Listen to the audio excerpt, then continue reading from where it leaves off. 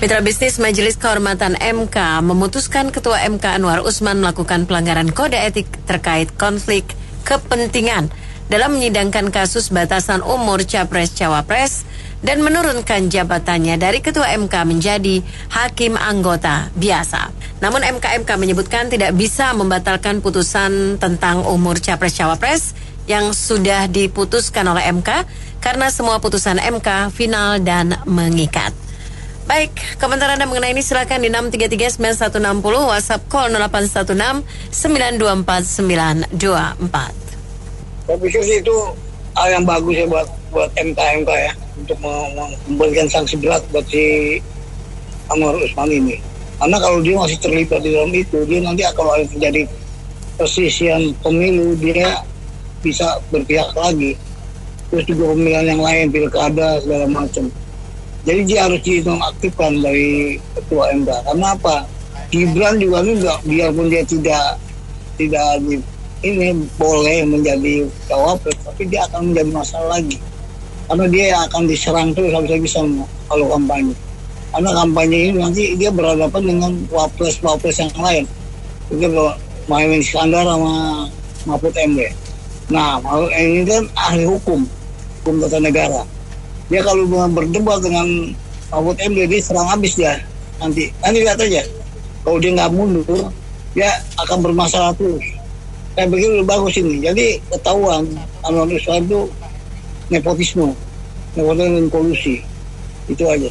Kalau menurut saya, ya memang secara pribadi saya menginginkan Pak Anwar Usman ini karena sudah melanggar kode etik profesinya dia sebagai Ketua MK itu dengan kategori pelanggaran berat itu seharusnya dipecat dari hakim konstitusi, hakim MK ya. Jadi tidak lagi cuma diturunkan jabatannya. Kalau kemarin itu kan diturunkan jabatannya oleh MK dari ketua menjadi anggota dengan catatan tidak boleh ikut campur dalam perselisihan pilpres nanti ataupun pilkada. Tetapi itu kurang optimal kalau menurut saya. Itu pertama. Kedua, tapi di sini ada yang tersirat bahwa MK ini memutuskan separuh, artinya secara moral itu seharusnya Pak Anwar Usman juga angkat kaki dari keanggotaan MK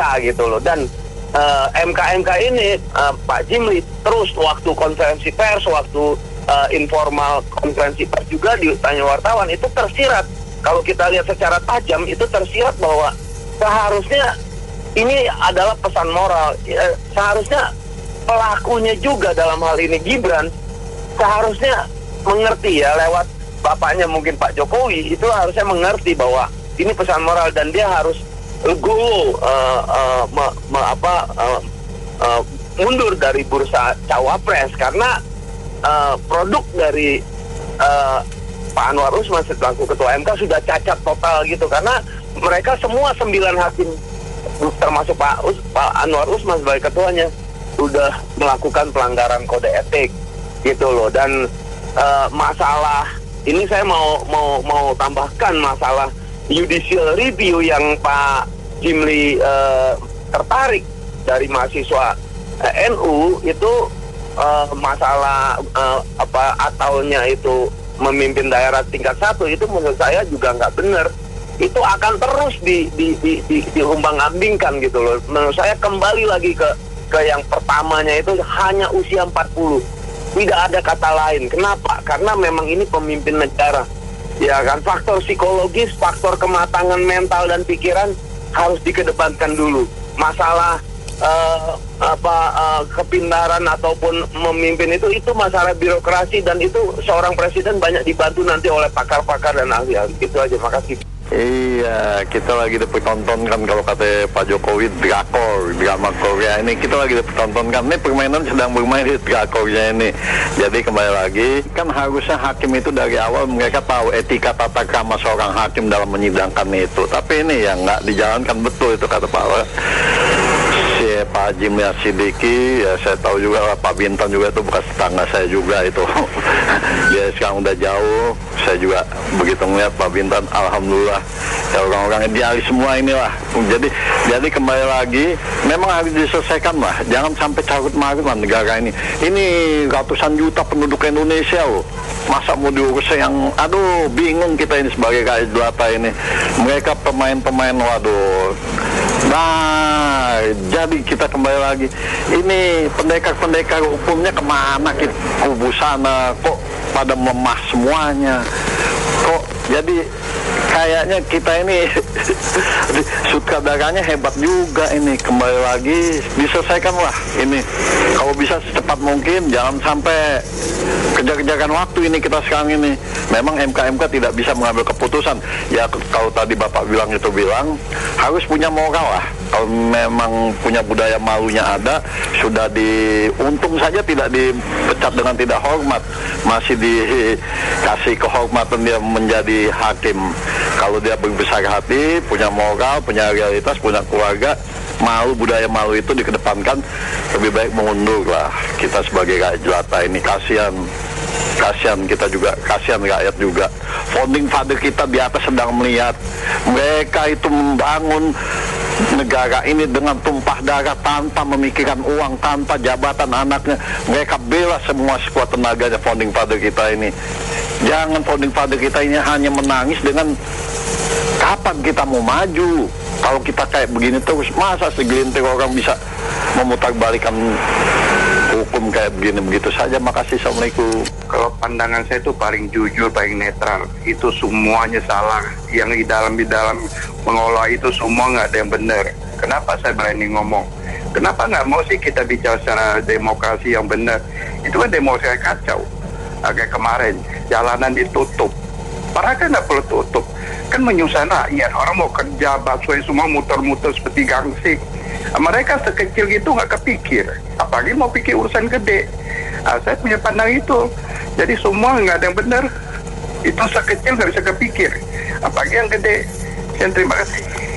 Ya, menurut saya sih ini keputusan yang terbaik ya. Jadi kalau misalnya mau bilang etika, sebenarnya di negara lain semuanya itu harus mengundurkan diri secara moral gitu loh. Tapi kalau semua mengundurkan diri, nggak ada hakimnya gimana gitu kan. Kalau kita lihat lembaga negara lain juga sama, banyak juga yang ada korupsi gitu. Berarti semuanya itu harus ngundurin diri atau gimana. Jadi ini udah keputusan terbaik. Kalau misalnya diputuskan mundur, bisa bikin MK banding gitu loh. Jadi nggak selesai-selesai. Menurut saya sih udah nggak usah diperpanjang masalah ini. Kalau misalnya nggak mau milih, udah nggak usah pilih aja. Gitu aja. Oke, makasih. Ini pendapat saya. Pertama, mengenai kasus MK ini kan berhubungan dengan majunya Cawapres Gibran, anak dari Pak Jokowi. Jadi poinnya pertama, bahwa ini nggak usah khawatir tentang politik dinasti, karena dinasti itu tidak ada pemilu langsung dari bapak ke anak. Kalau ini kan yang nentuin rakyat Indonesia lewat pemilu nanti, ya jadi beda dinasti dengan ini. Karena di Amerika juga ada George Bush Junior, di Singapura ada Lee Kuan Yew Junior, ya itu negara demokrasi, jadi nggak masalah karena yang menentukan rakyat. Kedua, kasihan juga hakim-hakim di MK itu jadi ketiban pulung, padahal keputusannya ya memang begitu, jadi tidak ada politik dinasti. Itu kedua, yang menentukan rakyat adalah pemilu nanti. Ya, ketiga juga banyak yang kebakaran jenggot. Nah, jadi kebakaran jenggot ini seharusnya tidak mempunyai alasan untuk tak-atik hal yang sudah diputuskan MK. Kira-kira itu pendapat saya. Terima kasih. Iya, pertama-tama saya ingin mengatakan bahwa berdasarkan pasal 1 ayat 3 Undang-Undang Dasar 1945 yang diamandemen sebanyak 4 kali, negara kita berbunyi di situ isinya, negara kita adalah, atau negara kesatuan Republik Indonesia itu adalah negara hukum atau negara yang berdasarkan atas hukum. Jadi mau tidak mau ya penegakan hukum harus dijunjung tinggi. Kalau keluar dari itu maka namanya negara kekuasaan. Kita bukan negara kekuasaan ya. negara hukum. Ini sudah keluar. Jadi keluar dari negara hukum gitu ya. Yang kedua, tadi pendengar pertama mengatakan ini berhubungan dengan pemilu masih. Ya kita ikuti saja hasilnya apa saja putusan MK, karena putusan MK itu dalam peraturan MK mengikat ya, final. Iya, emang ada peraturan itu di undang-undang tentang MK. Akan tetapi perlu diingat, dasar setiap hakim membuat keputusan sebelum masuk ke peraturan MK itu tetap ke Undang-Undang Kekuasaan Kehakiman nomor 14 tahun 1970 yang mengatakan hakim di dalam memeriksa dan memutus suatu perkara itu selain bertanggung jawab pada Tuhan juga bandara. Nggak perlu ditanya ayat yang mana ya, itu kemunafikan itu. Ketentuan ini sebagai awal dari seorang hakim dalam membaca dan memutus suatu perkara. Hakim apa aja itu termasuk hakim MK. Lalu ada ketentuan putusan MK final dan mengikat. Iya, tapi ada unsur netral, jujur, tidak. Kan yang diharuskan di Undang-Undang Kekuasaan Kehakiman tadi. Kalau tidak jujur dan tidak netral, maka keputusan ini kemungkinan bisa tidak dipakai dan dibentuk perkaranya diusut lagi di MK juga, cuma dengan alasan tuntutan yang berbeda seperti itu. Memang penegasan Pak Jimda Sidiki jelas begitu loh. Keputusan MK juga jelas menerangkan bahwa seorang Akbar Usman juga sudah melanggar kode etik, bahkan berat, dan itu juga kemungkinan ada kepentingan di dalamnya. Itu jelas dibilang gitu kan. Jadi ini memang kemungkinan ada kepentingan politik bermain di dalamnya. Bukan masalah Mas Gibran maju tidak, siapapun yang tidak jujur lalu bersinggungan dengan bidang yudikatif lalu ikut pemilu, padahal di perubahan amandemen Undang-Undang Nomor 2001 tahun 2001 pasal 6A bahwa cara untuk pemilu itu harus diselenggarakan atau cara untuk menjadi negara itu harus yang luber, jujur dan adil. Kalau nggak jujur ya melanggar Undang-Undang Dasar 45 dengan 4 kali ini, amandemen tahun 2022. Kemudian seperti itu. Terima kasih Assalamualaikum warahmatullahi wabarakatuh. Gini ya, saya kemarin dengar Pak Jimli sendiri yang mengumumkan dan diumumkan kenapa tidak dipecat. Jadi ini diturunkan jabatannya, tidak menjabat, pokoknya dicopot dari ketua, lalu digantikan kalau nggak salah Saldi Isra ya. Terus ada wartawan yang bertanya kenapa kok nggak dicopot, karena ternyata di situ ada peraturan mereka bisa banding. Jadi Pak Jimli itu sudah cerdas amat, artinya mengskakmat si ketua MK untuk nggak usah macam-macam, dipretelin lah. Jadi beliau walaupun masih ada di Mahkamah Konstitusi sebagai hakim, tetapi kalau tidak diberi jabatan dan tidak boleh mengadili pemilu, tidak boleh mengadili ke apapun, itu artinya sama aja seperti kita ini hidup tapi nggak punya mata, nggak bisa makan, nggak punya kaki, nggak punya tangan. Kalau hakim adalah dia tetap dipanggil hakim tapi tidak bisa mengetok palu. Itu udah cukup sengsara kalau menurut saya sebagai manusia yang beragama. Jadi kalau saya jadi Pak Usman, saya betul-betul saya nggak ngerti saya harus apa, ya. Jadi kalau saya sekarang bukan sebagai Pak Usman, saya sebagai manusia yang beragama, saya udah merasa kasihan sebagai manusia dengan sesama manusia. Yang kedua, keputusan daripada MK itu ada di Undang-Undang Dasar 45. Bahwa keputusan MK adalah final and binding. Masih ingat zamannya SBY ada hakim MK ketangkap korupsi. Masih ingat juga tertangkap suap, hakimnya ada 2. Yang satu kalau nggak salah dari PAN, bekasnya orang PAN. Yang satu dari kalau nggak salah itu Partai Golkar atau siapa, saya kira nggak ada orang di Indonesia yang tidak ingat itu. Tapi keputusannya tetap berlaku. Jadi tolong deh, apa ya yang membuat Gibran kok dimusuhin? Kok sama anak kecil aja takut? Gak usah dipilih lah, udah, kok repot-repot sih? Kalau misalnya Gibran sampai akhirnya menang, itu berarti kemenangan anak-anak muda, supaya bisa menyingkirkan yang tua-tua yang pada korup. Makasih. Ya, ini aku juga nonton juga sidang keputusan MK.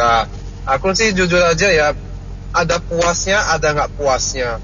Pertama, puasnya oke lah, seorang ketua MK dikenai sanksi dan akhirnya juga itu istilahnya dikeluarkan. Tapi sebaliknya, ini saya barusan nonton di Instagram, malah ketua MK-nya malah bilang merasa difitnah. Lah, pertanyaan saya, yang membuat aturan, yang mengubah aturan itu siapa? Pertama.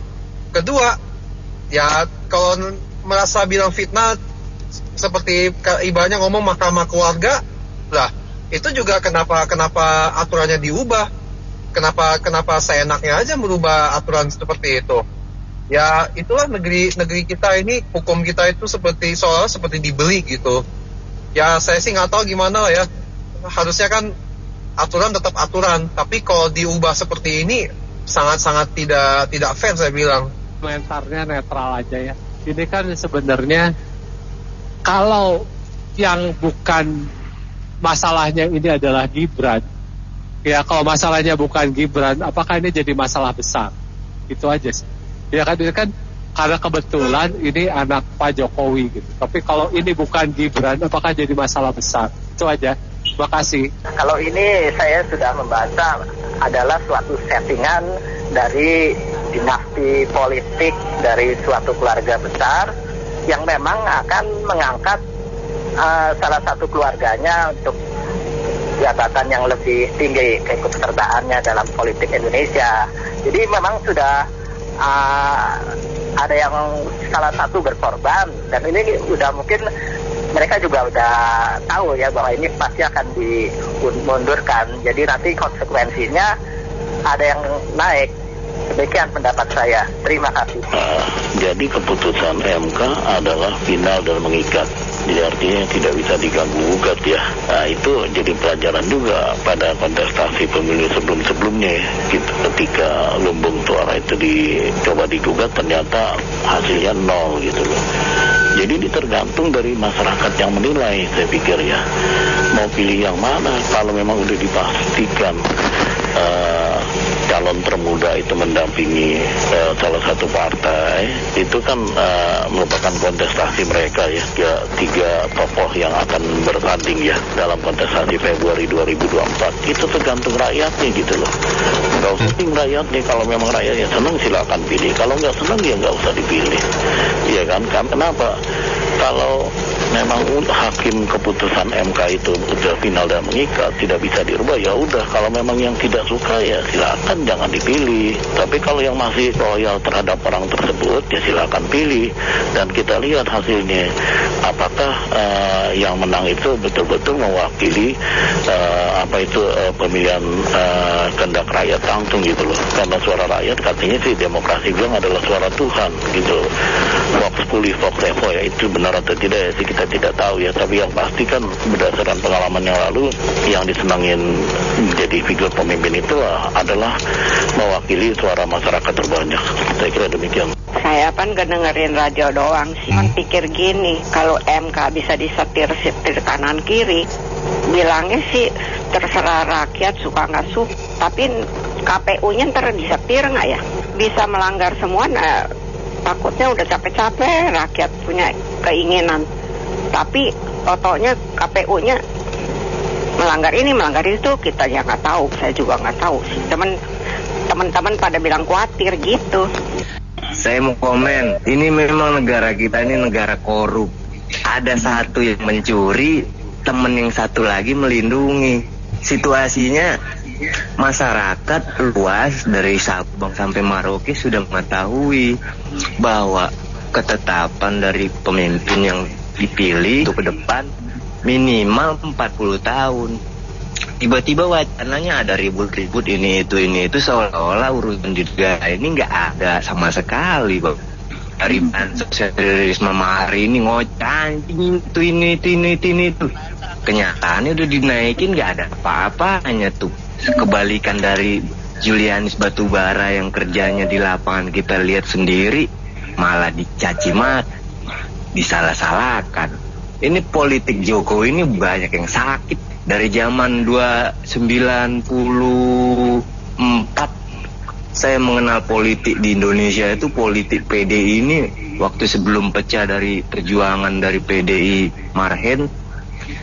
Itu memang situasi politik PDI itu memang rusak, sifatnya merampok.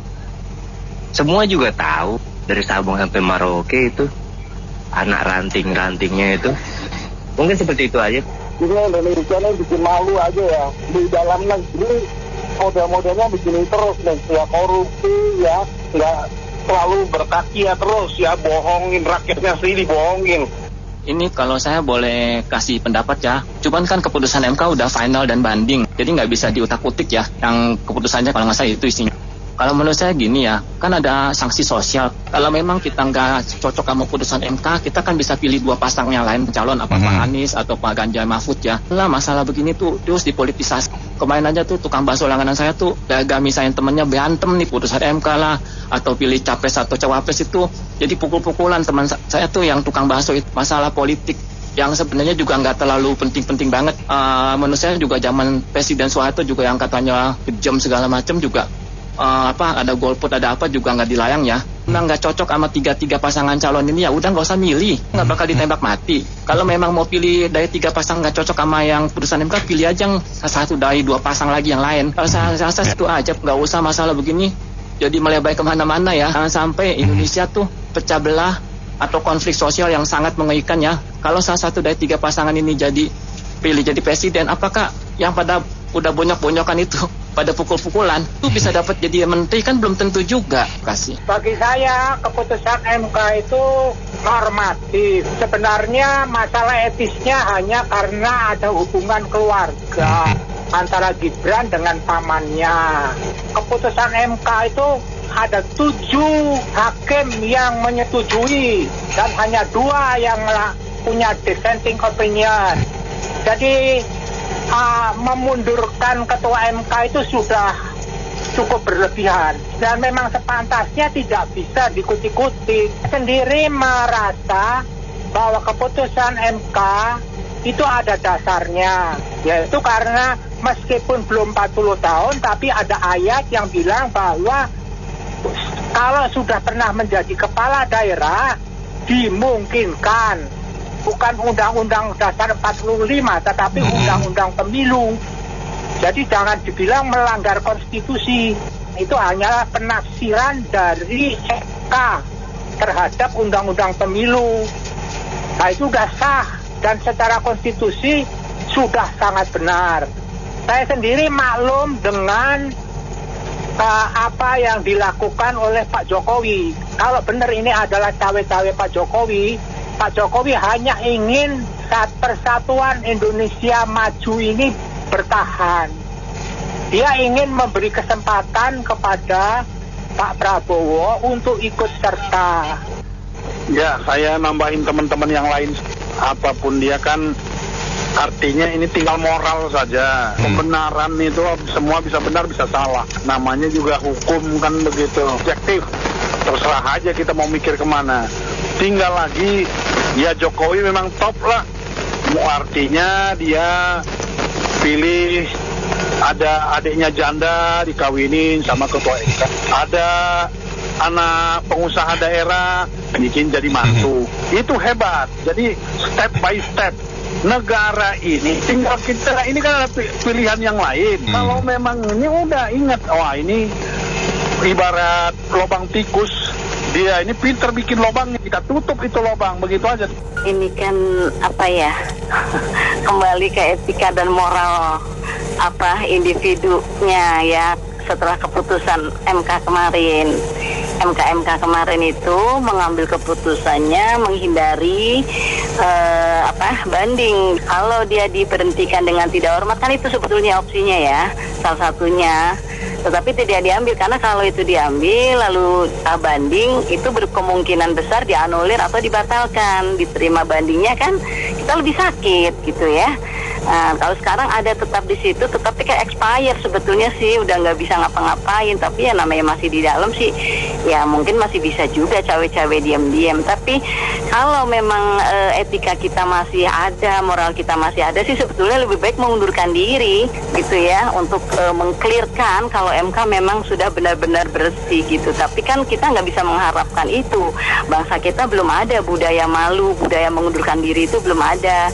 Budaya kita itu pantang malu gitu loh, maju terus pantang malu. Nah, kalau keputusan MK yang final dan mengikat itu, ya tunggu aja uji review yang lagi diajukan terbaru ini gitu. Semoga ada perubahan ya. Memang itu cacat hukum dari awal, cacat hukum dari awalnya memang sudah melanggar etika, itu betul. Tapi kan memang mekanismenya harus seperti itu. Jadi kita sabar aja demi ajuan demi ajuan ini, bukan kesabaran meskipun lelah. Terima kasih. Saya mau menyoroti dari sudut pandang yang berbeda ya. Menurut saya ya, dari selama ini, dari zaman dulu-dulu kita tahu ya, setiap kali ada pemilu ya, siapa kontestannya? Bahasanya lucunya begini, lu lagi, nggak ada yang lain kah? Ada anak buahnya, tapi nggak bisa karena kena lu lagi kepala itu gitu loh.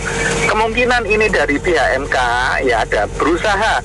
Kalau ada kader yang masih muda, bagus, barangkali bisa dicalonkan gitu loh. Jadi kalau bisa bagus, why not?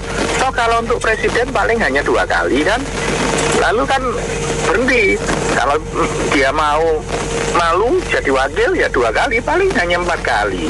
Tapi dengan ini membuka bibit-bibit baru, mungkin dari ini, mungkin kan banyak juga ini, seperti wakil gubernurnya Jawa Timur saat ini kan orang kan masih muda gitu loh. Hanya saja kebetulan aja ini kok pas kerabat ya menurut saya ya, Pak Jokowi dan ponakannya. Jadi rame. Kalau mungkin yang dianu bukan itu dari partai yang berlawanan, mungkin tidak akan bermasalah ya menurut saya. Semoga Indonesia lebih baik. Saya mengharap ada pemimpin baru, pemimpin muda yang bagus ya, harapannya bagus ya, semoga bagus. Tapi yang nggak tahu, dilihat aja. Semoga Indonesia lebih baik. Iya, saya kira kita harus benar dalam bersikap ya. Saya juga pendukung Jokowi yang fanatik, tapi kalau salah secara ini, kita harus kritik dia. Ya, ini keputusan MK ini sedikit banci ya. Ketua MK ini sudah dinyatakan pelanggaran etik berat, tapi kenapa nggak dipecat? Saya setuju dengan Pak Binsar Saragi, itu wajib dipecat, nggak ada pilihan lain, ya. Tapi masih dipiara di menjadi hakim, tapi nggak boleh terlibat dalam perkara selisih suara. Terus buat apa dia itu? Ini orang kan hakim ini paling utama kan adalah etika, moralnya ya. Tapi dia sudah nggak ada, sudah nggak dipercaya, mestinya dipecat. Tapi ya udahlah ya. Kemudian kalau kita bicara itu ya, MK ini kan tidak ada lembaga di atasnya tuh. Apa yang menjadi keputusan dia katanya final and binding. Oke, kalau gitu apa aja bisa diputuskan oleh MK sendiri.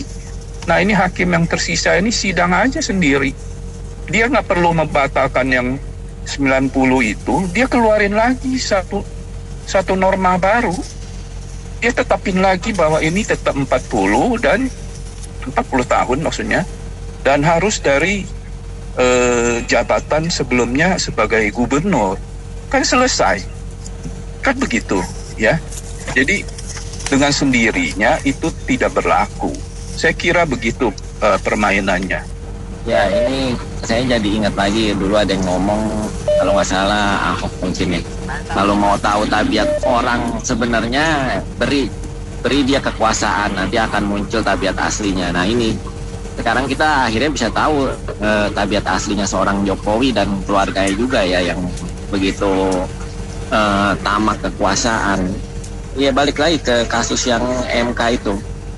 Ya sebenarnya jadi ketua MK kok enak sekali ya.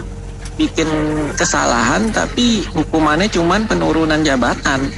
Beda dengan orang biasa bikin kesalahan langsung dipecat atau bahkan masuk sel. Kalau ini kan hanya turun jabatan dan tetap jadi hakim, masih terima gaji.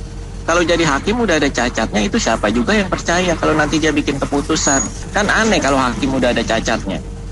Makanya itu jadi ya ini sekali lagi pelajaran lah, nggak usah terlalu menyanjung-nyanjung atau mengkultuskan seseorang ya. Semua orang bisa berubah. Ya saya tahu dulu juga Jokowi nggak begini harusnya ya.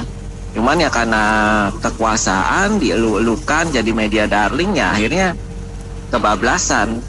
Dan pentingnya lagi ini kenapa seorang pemimpin atau presiden nggak boleh ikut memberikan dukungan ke salah satu kontestan dalam pilpres? Ya karena dia bisa memberikan fasilitas macam-macam. Jadi rakyat kita nggak akan tahu. Apalagi ini ada salah satu anaknya yang ikut. Jadi kalau ada wartawan yang masih nanya Pak Jokowi dukung siapa, wah itu keterlaluan bodohnya, itu nggak usah ditanya juga udah tahu Jokowi miringnya ke siapa. Ya ini buat pelajaran aja lah untuk next pemimpin berikutnya, nggak usah terlalu dielu-elukan, nggak usah terlalu dikultuskan lah. Itu aja dari saya. Kalau buat saya ya, keputusan dari MK ini menurut saya itu ya sudah tepat dong. Sudah tepat. Di mana salahnya? Sekarang begini, terjadi konflik of interest, terus dia diturunkan dari ketua menjadi anggota. Iya dong. Kan itu sudah diberikan sanksi. Kenapa ada konflik of interest? Dia ada di situ. Lalu MK tidak bisa membatalkan keputusan itu. Keputusan itu kan sudah final dan mengikat. Lalu kenapa nggak dipecat aja? Lah konstitusinya nggak ngomong gitu. Konstitusi itu ngomongnya bahwa itu MK itu anggota itu berakhir masa jabatan 5 tahun atau 70 tahun. Gitu. Kalau itu jadi secara materinya udah bener gitu loh. Sudah bener, maksudnya sudah bener tuh ya secara hukum loh ya. Ini beda lagi, tapi konflik of interest sudah dihukum. Nah sekarang kalau itu lalu diminta itu dipecat dan sebagainya, terus mau bagaimana? Terus mau dikocok ulang? Mau berapa lama lagi? Itu semua ada aturannya. Justru kalau seperti anggota-anggotanya diganti lalu diproses lagi, lalu apa katakanlah itu ada hak angket. Ya kalau Pak Jokowi bilang sama Golkar sama Gerindra terima aja tuh hak angket. Itu Pak Jokowi akan panjang itu masa jabatannya, karena untuk memilih itu juga nggak lama, nggak sebentar, paling tidak 45 hari 2 bulan. Ya jelas pemilunya mundur, masa jabatannya mundur gitu loh. Jadi ini sudah tepat sekali. Menurut saya Pak Jimli itu sudah tepat, karena memang ada kesimpulan lain yang menurut berdasarkan hukum? Nggak ada. Terima kasih. Begini, mengenai putusan MK ini sebetulnya kan udah bisa diprediksi. Dari para praktisi hukum pun udah bilang putusan ini final, mengikat dan baik. Ini hanya sebetulnya putusan MK ini kan hanya menyenangkan sebagian orang. Yang penting ketua MK-nya bukan kerabat presiden. Dan yang paling penting nanti pas waktu ada sengketa pemilu, MK ini bisa jadi juru adil ibarat orang. Tapi satu hal yang kita mesti lihat juga, ini ketua MK ini, mantan ketua MK ini terlalu nekat saya lihat. Mereka tidak tahu sensitif politik di Indonesia, apalagi dia ipar seorang presiden dan paman seorang yang mau mencalonkan jadi cawapres. Ini kalau saya lihat memang hukum kita udah bobrok, udah parah sekali. Terima kasih. Ya, kita sebagai bangsa sih menghormati keputusan MK-nya ya gitu. Cuman cukup aneh. Orang udah yang melakukan pelanggaran etik berat, cuman diturunkan jabatannya. Harusnya sih seperti apa yang dilakukan oleh yang dissenting opinion dari Pak Bintan Saragi itu ya, diberhentikan dengan tidak hormat. Itu udah atas kesadarannya dia sendiri loh. Dia tahu dia melakukan pelanggaran kode etik yang berat. Dia tahu yang disampaikan di situ yang mau diusulkan jadi cawapres itu kan keponakannya sendiri. udah nyata-nyata gitu loh. Cuman aneh aja gitu, kok tetap masih dijadikan MK gitu loh. Jadi orang kalau ASN itu untuk diberhentikan itu apa sih kategorinya gitu? Udah dinyatakan kode etik. Kita kalau melakukan suatu pekerjaan itu tidak melakukan etika yang benar, attitude gitu, itu udah salah-salah bener loh. Itu sama aja dengan maling sebenarnya gitu loh. Etika itu paling utama di dalam bekerja gitu. Nah, besok-besok nanti kalau ada keputusan apa-apa sekalian aja orang pasangin aja dong keluarganya aja yang jadi ketua MK. Nanti bisa dong punya jabatan presiden sampai 5 periode gitu. Terus nggak bisa dibatalkan. Kan aneh dong. MK itu di mana gitu loh harga dirinya. Etika bisa dipermainkan. Padahal dia seharusnya menjaga etika yang paling benar dan sebagai contoh ke masyarakat. Sekian deh. Iya, jadi saya juga nggak ngerti sebagai awam ya, tidak mengerti hukum. Tapi kalau keputusan itu dibuat oleh yang salah, terus tetap mengikat. Nah ini saya nggak tahu lah pakar hukum bagaimana menjelaskannya seperti kami. Makasih. Saya mengikuti perkembangan untuk MK dan juga keputusan MK yang sudah dibuat.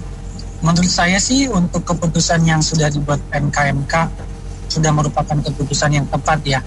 Artinya keputusan itu dibuat berdasarkan pengkajiannya. Jadi keputusan MK dengan menurunkan menjadi hakim anggota itu menurut saya sudah sebagai suatu tindakan ya karena melanggar kode etik. Tapi yang namanya keputusan MK yang sudah dibuat lebih dulu meloloskan untuk batasan umur, menurut saya yang salah adalah undang-undang negara kita. Dulu tahun 2017 sebelum tahun 2023 untuk sebagai calon itu kan 35 tahun ya Bu ya. Kenapa waktu itu dirubah jadi 40 tahun gitu loh. Kenapa baru sekarang ini ada 40 tahun syaratnya sehingga menjadi diperdebatkan karena kebetulan adalah anak presiden gitu loh. Kenapa kalau misalkan di tahun 2017 itu tetap undang-undangnya nggak menggunakan itu tahun-tahun beberapa tahun yang lalu. Jadi saya melihat di negara kita ini keputusan itu bisa dirubah-rubah ya tergantung dari siapa yang membuat keputusan. Tapi sih menurut saya ini kesempatan buat anak-anak muda untuk maju ya, bukan karena anak presiden sehingga kita harus mendukung, bukan. Tapi ini kesempatan buat orang-orang muda supaya ada kesempatan untuk lebih baik. Karena kalau orang tua semua yang udah maju ya kalau nggak dibareng sama anak muda menurut saya sih kurang efektif ya. Jadi saya bukan bukan tim suksesnya Prabowo Gibran, tapi saya melihat kesempatan anak muda saat ini untuk maju itu bagus seperti itu. Terima kasih. Ya, dengan keputusan MK ini membuktikan bahwa memang terjadi intervensi dari penguasa atau pihak luar. Curigaan masyarakat selama ini terhadap adanya intervensi, dinasti dan lain-lain itu terbukti.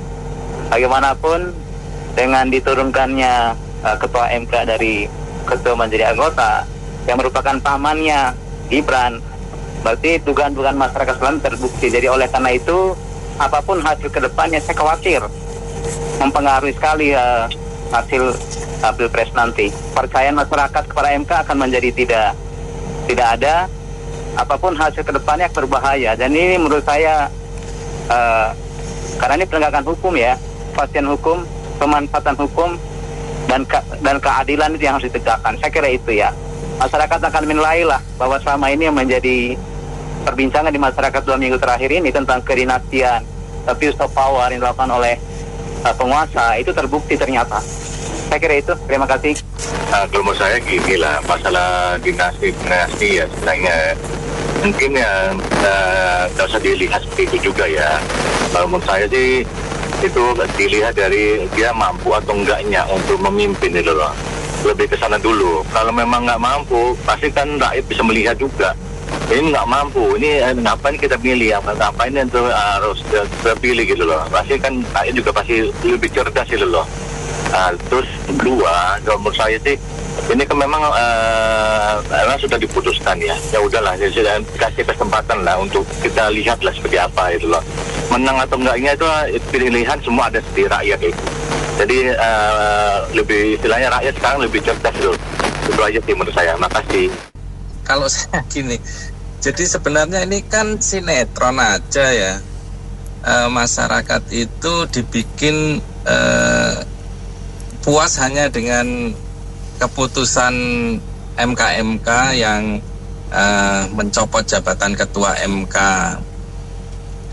Jadi tujuan untuk menghapus atau membatalkan keputusan MK-nya kan tidak tersentuh gitu. Tapi masyarakat dibuat puas bahwa MK ternyata berhasil menurunkan jabatan ketua MK. Jadi ini kayak sinetron aja gitu. Tapi tujuan akhirnya nggak ada sama sekali. Potret dari masyarakat kita puas hanya dengan sebuah sinetron ini saja. Terima kasih. Komentar saya sih sebenarnya ini pertunjukan ya, menunjukkan tadinya terus terang saya dan teman-teman ini pada percaya kerja kinerja pemerintah. Tetapi dengan sandiwara seperti ini menunjukkan bahwa ini loh etika moralnya pemimpin kita.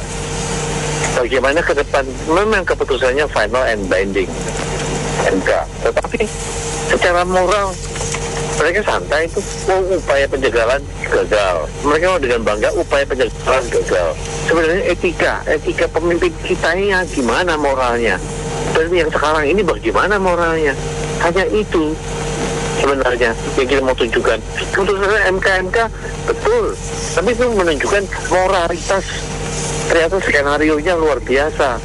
Itu aja. Sekian. Ya, terima kasih. Mitra bisnis kita cukupkan sampai di sini opini komentar Anda kami tampung dalam Businessman Opinion. Terima kasih yang sudah bergabung komentar di Businessman Opinion. Saya Mary Agustin.